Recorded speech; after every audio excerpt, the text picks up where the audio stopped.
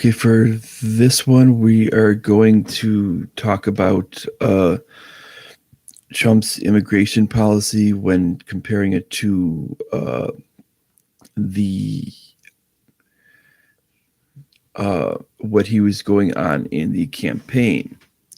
Now, first, we're going to ask for people to kindly donate to my Patreon. It's patreon.com/challenge history. Once we get to a certain threshold, it's going to be the first one is going to be the to a certain level. There's going to be giveaway for a gold Byzantine coin, and the at the $100 level and the $50 level is going to be a giveaway for a silver Roman coin. But that's about it for there. Now into this video, and and when we talk about this, there's going to basically be talking about what he's done. Now, basically, he was talking about his major point with it first was talking about the wall. Now, not many people were thinking that the wall, I don't think many people beyond his fanboys were thinking that the wall was going to be a functional piece. Because when we look at the actual thing, we need to look at the analysis of what was actually getting people to come over illegally in the first place. We need to understand that there is a situation of what would put people in coming to the country in the first place, which was a lot of the regulations to get into the country, and what it would take to get into the country. And when we see this, we see that basically that when you need to get into the country, you would need to basically enter on the basis of trying to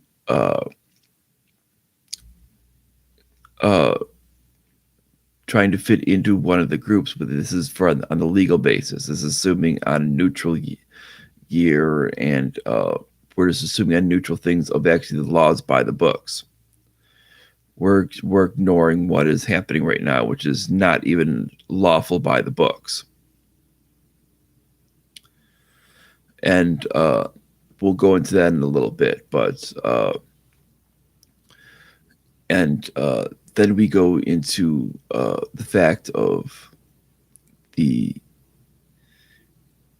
what he's so when we look at the wall, we could see that the wall is not necessarily going to be functional, because I mean, if they cross over, then they cross over the wall, then there's maybe a fence with it. They could probably climb through and do all that other stuff. And the fact is the actual massive cost was not necessarily going to be worth it, because it was going to be very, very costly. And then there was the maintenance on the actual fence, on this actual wall that was actually going to have to be built. And there was the ecological damage it was going to end up causing, because you have a lot of animals that cross back and forth that naturally you would have to have, you would to allow for these animals to cross back and forth, you'd have to naturally have openings to limit the ecological damage. So to even do this with it, and that makes essentially the whole thing pointless. And when we're viewing this, we can see that that this is one of his first promises.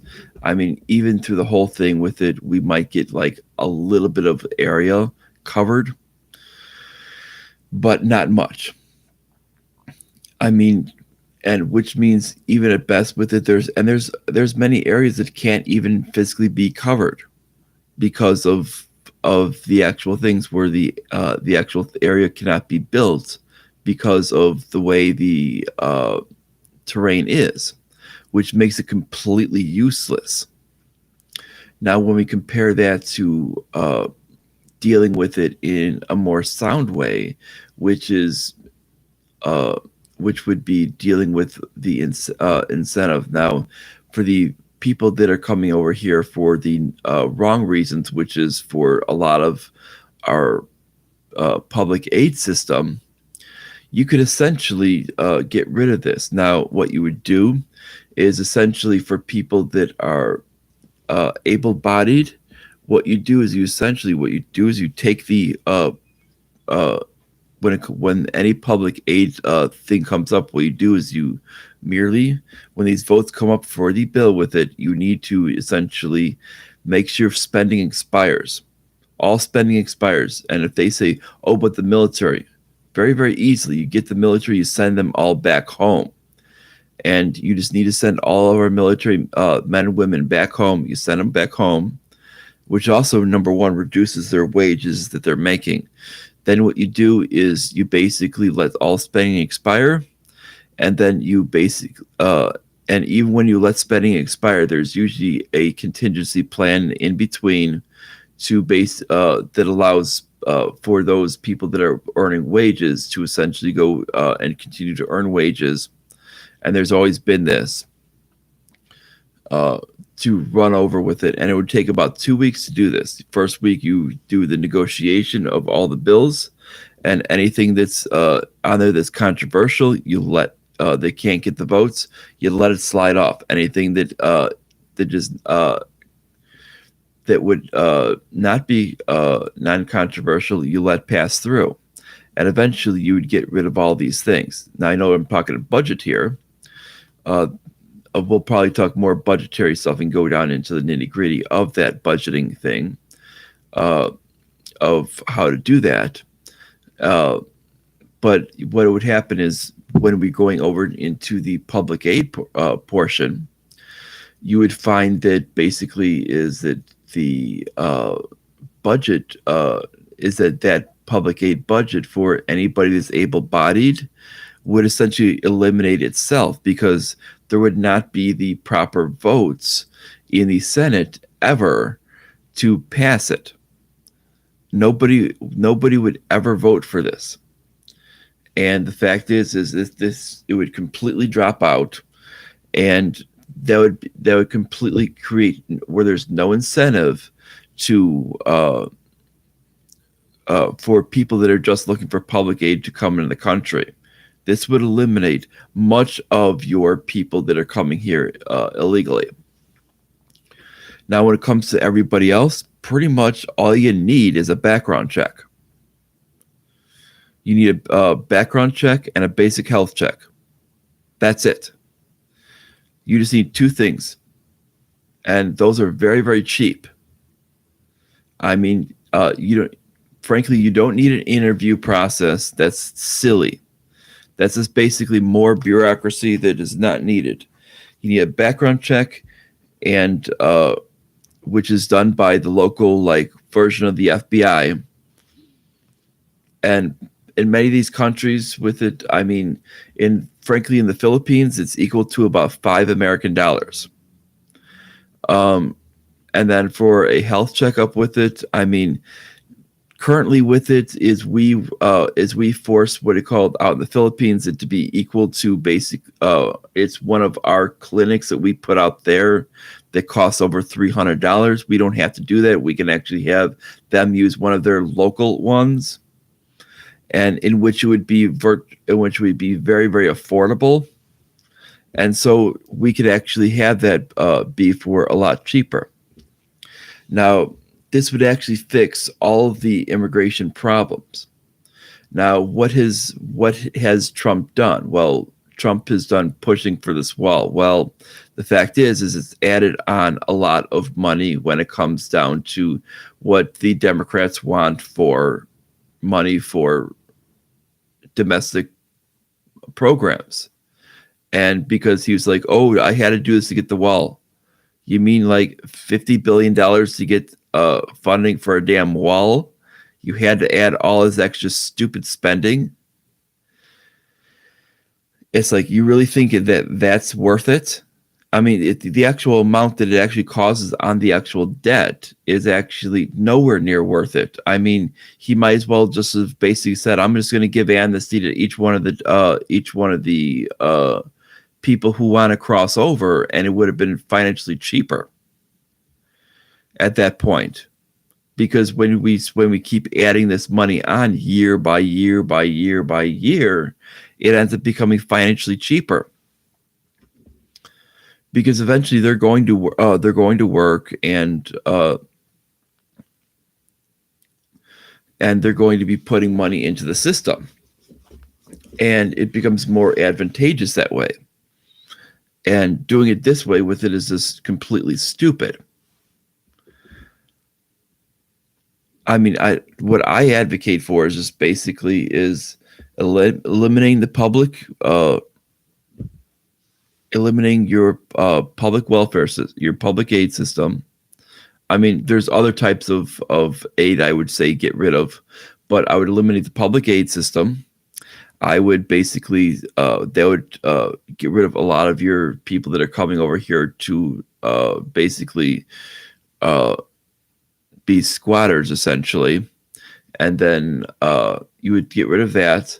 You would get rid of the, because they're not supposed to be eligible. Guess what? A lot of people turn a blind eye and they sign them up illegally. That's what ends up happening when they come here. And so what ends up and that's when we look at the wall. Now we look at other things with it. Is he was supposed to be going and doing things and stopping things against illegal immigration. When it comes down to legislation, nothing is passed through. So we currently have the current laws that were still under Barack Obama, as well as I believe Bush as well. The same laws that were still there for immigration. When it comes down to the laws for dealing with illegal immigration with it, there's been nothing passed, but that he has not done any executive orders on illegal immigration, despite what people might want to think. I mean, there's a lot of people out there that want to think that he's actually done something on illegal immigration, like he stated that he was going to do, because obviously the courts have blocked him on DACA. DACA was merely a memo coming out of I believe that was Homeland Security was the thing. It was that was where the memo came out of. I believe that's what it was. So it's basically all it was a memo. It didn't even have any teeth to it, and it was just a memo. And that's what DACA is. And yet he has not been able to get that removed at all. So because the courts have blocked him on that. So beyond that is, and then what he's done on immigration is merely attack legal immigration. Now this is what he's done since January 1st of this year.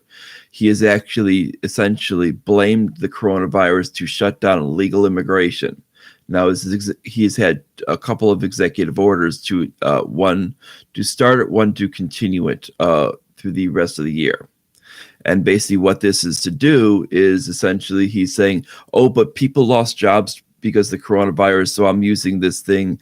The excuse is is a emergency of health, is a health emergency. And so I'm going to use that, which is even a weak, which is even not even constitutional on that, because because there are certain scholars that believe that is not even constitutional, because it's not even in there. These are these implied powers. And implied powers really, there are many scholars who believe implied powers do not even exist. This is something that they end up creating, especially during the progressive era, that end up help create the imperial presidency. Now, when we look at this, this is something that we can actually look at that has done something very, very negative on the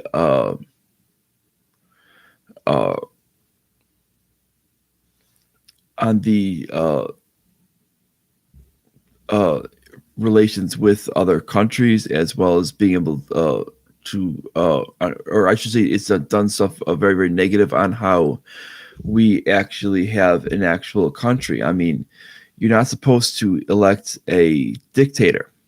And this is essentially by us sliding up power, we've done this. Now, what these implied powers have done is essentially created a dictator. Now, during this time, is they've allowed him to essentially assume this as a health crisis, and then on top of that is assume some type of employment need as part of the health crisis, which I don't understand where that comes from, because the fact is that has nothing to do with the health crisis, and he's saying that that is part of the this health crisis because of the coronavirus. So we need to protect them from immigrants stealing their jobs that might come over. Yet he's given carve outs to certain groups on these things. The most recent group was obviously healthcare workers. Understandable. But then he also gave carve outs to people that were working in Silicon Valley, which didn't make much sense. He was giving carve outs, which, I mean, if you're going to give carve outs to them, he was giving carve outs to investment visas, which is basically you come over, and as long as you have at least $500,000 or more, the country will give you $500,000 in a grant to put wherever you want. And you could basically just open up your own business. You're only hiring your own family, and that's it. And they consider that to be valid. Well, the fact is many times that's what's happening, and that's where a lot of these people are using these investment visas for. They're abusing the system, yet they're not actually doing anything about it. They're saying it's supposed to help engage in foreign investment into the United States. Well, if it's really foreign investment, you shouldn't really be paying them to do that. The actual investment, the actual return on investment should actually be the benefit. Being that we are such a great consumer nation should be the actual benefit for them. And it should be it should be a perk that they actually get a green card for merely investing. That should be based on what they do. I mean, this is what they virtually do out in the Philippines. They don't give you extra money to invest on top of that. They don't give you a grant just merely for investing. And he's continued that program, which is a lot of wasted money. And he's allowed them to come over. Basically, every other group is allowed to come over, except for he's carved it out pretty much for everything, and he's allowed even for students. He's basically carved out every other carve out, and even farmer workers. He's carved out everybody, but except for fiance and spouse visas. Now, this seems odd because his wife came over in a fiance visa. Now, that seems to be very, very unfit, because the fact is, if you're going to be doing this, I mean, it should be, you should fit to the same rules that you had to play under. And I don't care if there's an actual epidemic, as just make them what it calls, there should have not been any halt in any of this. And if there was any problems with them giving the interviews, make them do the interviews remotely. I mean, there's no problem with them doing that. And these were changes that he could have actually made that have actually been positive for the system. And he never did this. And and if he would have actually done analysis on immigration, he would have actually realized that immigrants, when they come here, they create jobs. because they're actually much more likely to become entrepreneurs. They're more likely to take risks when they do things. That means that they can actually create jobs, which means if you're in a downturned economy, they're actually going to be more likely to actually help you out. Now, what he did was essentially do the exact opposite. Now, he made promises that he was going to essentially be pro-legal immigration and anti-illegal immigration. What he's done is essentially, by doing this, he's pro-illegal immigration and anti-legal immigration, the complete opposite of what he actually promised. Because what he did by shutting down legal immigration for spouses and wives, which is basically the specific group that he targeted, he essentially now is having people, he's now seeing a huge spike in illegal immigration coming through Mexico, the Mexican border. And he and his allies are trying to blame this on some Biden effect. There is no Biden effect. This is merely from his own actions. And he needs to understand this. Now, if he would have actually acted, and if so-called the wall was actually, the so-called early parts of the wall were actually working, he would have, this would not be any problem. He actually got more border guards with it. Apparently that's supposed to be successful. Apparently it's not working. Because the fact is, this is not coming over from actual people that are being trucked over like some mass migration, like we were seeing from George Soros funding this stuff. This is not, because they're putting their funding into extremist groups across the U.S. and they have given up right now currently on funding into Mexico and for immigration to come across the border. They're more interested in creating turmoil. And when it comes down to it, now, frankly, you don't have to put much into turmoil, because right now there's so much tension because of these mandates and shutdowns. Is you can act and through advocating for more, which is irrational, that you can actually look at the situation and say, hey, this is completely insane. And we'll go over that probably a little bit later, and how he's handled that and his massive mistakes on that. And how he I'll probably go on that, and how a mix of that and the how he was going to handle the economy, what he stated he was going to do. And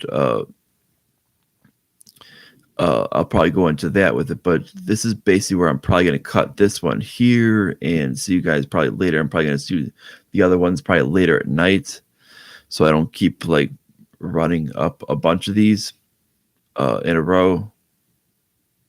And so I can kind of get up and kind of do stuff, and see you guys probably later on tonight. Bye, everyone.